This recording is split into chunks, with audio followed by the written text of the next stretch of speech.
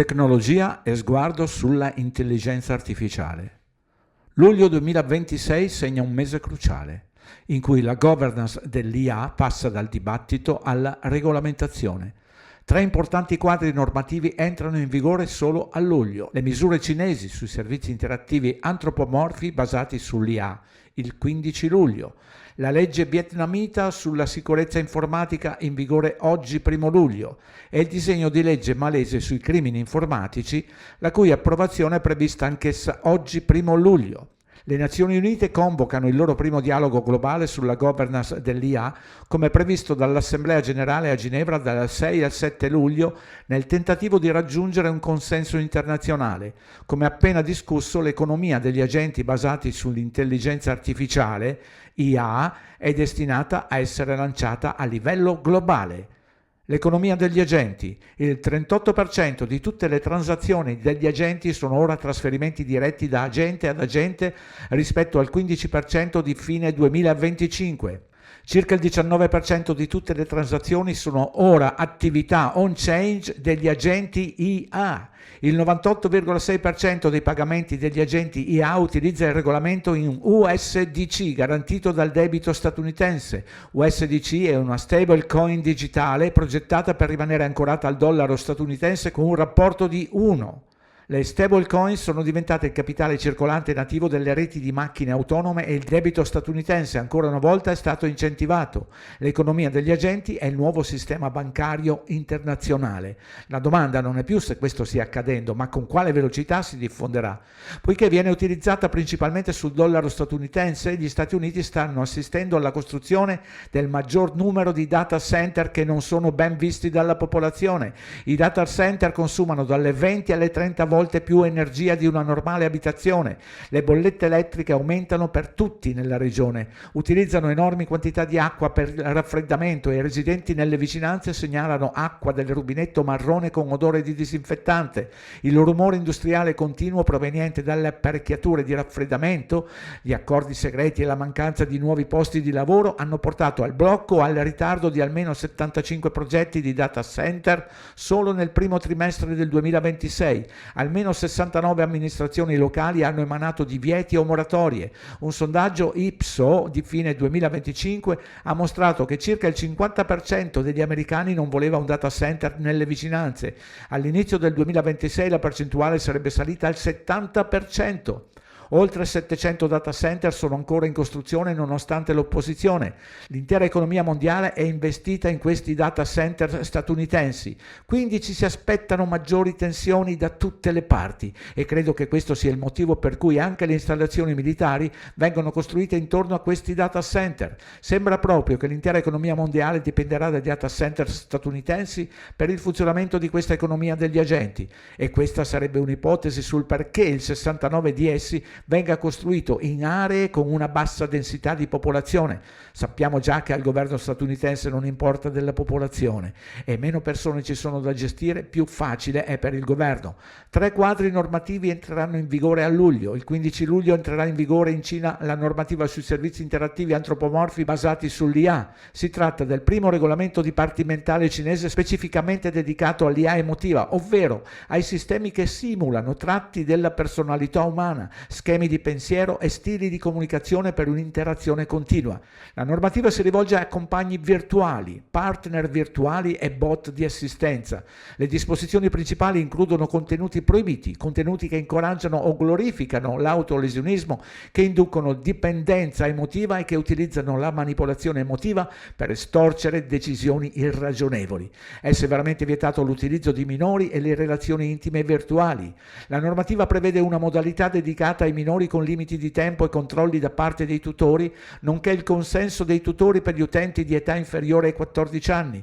Sono previste inoltre guida alla sicurezza avanzata per gli anziani, avvisi ben visibili, intervento di assistenza tempestivo, intervento di emergenza in caso di intenti autolesionistici da parte degli utenti, obbligo per i fornitori di servizi di adottare misure di assistenza e avvisare i tutori, contatti di emergenza, diritto di uscita, uscita con un click obbligatoria, vietate le tattiche di fidelizzazione. Informativa sull'IA. Gli utenti devono essere chiaramente informati di interagire con un'IA e non con un essere umano. Valutazione della sicurezza richiesta al momento del lancio per modifiche sostanziali o quando si superano 1 milione di utenti registrati o 100.000 utenti attivi mensili. È una cosa piuttosto inquietante, ma bisogna ammettere che almeno la Cina sta introducendo queste leggi per riconoscere i pericoli. Gli Stati Uniti dispongono di tutte queste stesse tecnologie, ma non stanno facendo assolutamente nulla per proteggere soprattutto i bambini. Gli episodi che stanno alimentando questa tendenza riguardano assistenti virtuali basati sull'IA collegati a gravi dipendenze, manipolazione cognitiva e autolesionismo estremo. Non si tratta di teorie, stanno accadendo proprio ora. Oggi, 1 luglio, è previsto che in Malesia vengano approvate e che entrino in vigore in Vietnam leggi che affrontano la sicurezza informatica come ransomware, furto di identità, frode online e uso improprio dell'IA. Queste leggi indicano direzione della governance digitale nella regione con la biometria e l'identità digitale integrate nella vita quotidiana. Ci si aspetta che ciò accada anche in tutto il resto del mondo. Dialogo globale delle Nazioni Unite sulla governance dell'IA, 6 e 7 luglio. Questa è la prima piattaforma istituita per mandato delle Nazioni Unite in cui tutti i governi, il settore privato, il mondo accademico e la società civile si riuniranno per discutere di cooperazione internazionale sull'intelligenza artificiale. I copresidenti la concepiscono come una sintesi di tutte le discussioni esistenti sulla governance dell'IA. Il dialogo è concepito per essere orientato all'azione e per affrontare opzioni pratiche piuttosto che dibattiti astratti. Gli argomenti trattati sono le opportunità, gli impatti dell'IA, lo sviluppo delle capacità e il superamento delle lacune in materia di IA, un'IA sicura, protetta e affidabile, i diritti umani e la supervisione umana.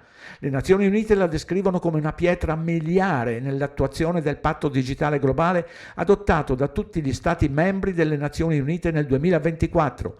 Questo è l'inizio di un'infrastruttura globale per la governance dell'IA. Non è più una speculazione, è già realtà. Il calcolo quantistico, il vantaggio di scalabilità è arrivato. Uno studio pubblicato su Nature Computational Science il 18 giugno 2026 ha dimostrato empiricamente un vantaggio di scalabilità in termini di velocità quantistica che l'industria quantistica promette da decenni. Per la prima volta i risolutori quantistici hanno dimostrato che i requisiti di risorse quantistiche crescono più lentamente rispetto ai loro equivalenti classici nel problema NP completo, uno dei più difficili dell'informatica, ovvero quello con la probabilità di successo 1 su 3 tra i problemi booleani. Questa è la prima volta che un computer quantistico ha dimostrato di risolvere un tipo di problema che i computer classici non riescono a risolvere in modo efficiente. Il problema in questione è un tipo di puzzle notoriamente difficile, chiamato problema NP completo. I computer classici, persino nei migliori supercomputer, diventano esponenzialmente più lenti man mano che il puzzle diventa più grande. La svolta quantistica riportata su Nature ha dimostrato che il tempo richiesto da un risolutore quantistico cresce a un ritmo molto più lento.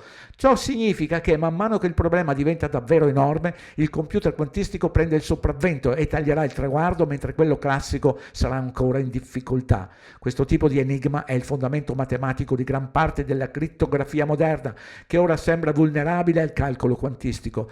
Questo è l'inizio dei mandati sulla crittografia post-quantistica, il che significa maggiore controllo. Perché pensiamoci bene, stiamo per entrare in questa criptoeconomia basata sull'IA, proprio quando viene annunciato al mondo che il calcolo quantistico è potenzialmente in grado di decifrare la crittografia. L'APRA, Autorità Australiana di Regolamentazione Prudenziale, ha inviato una lettera al settore il 30 aprile 2026, ricordando agli enti regolamentati che gli strumenti della IA devono essere gestiti secondo gli standard prudenziali esistenti in vigore dal 1 luglio 2026. Questo è il primo requisito normativo formale per la governance dell'IA da parte di un'autorità di regolamentazione finanziaria occidentale. Il quadro normativo dell'APRA diventerà il modello per tutti noi. Le infrastrutture per l'identità digitale vengono costruite su larga scala in tutta l'Asia questo mese di luglio. I quadri normativi sono già in atto, l'implementazione è in corso e verrà estesa a livello globale molto ma molto rapidamente.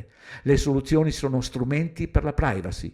dovrete fare le vostre ricerche. Ci sono cinici che come me non credono veramente che esistano strumenti per la privacy su internet, altri non saranno d'accordo, dovrete informarvi da soli. Informatica quantistica, chissà se la privacy esiste ancora. Strumenti di trasparenza per l'IA, sapere se il vostro datore di lavoro usa la IA, sapere se voi usate la IA e in tal caso esattamente come. Grazie per aver ascoltato fino in fondo.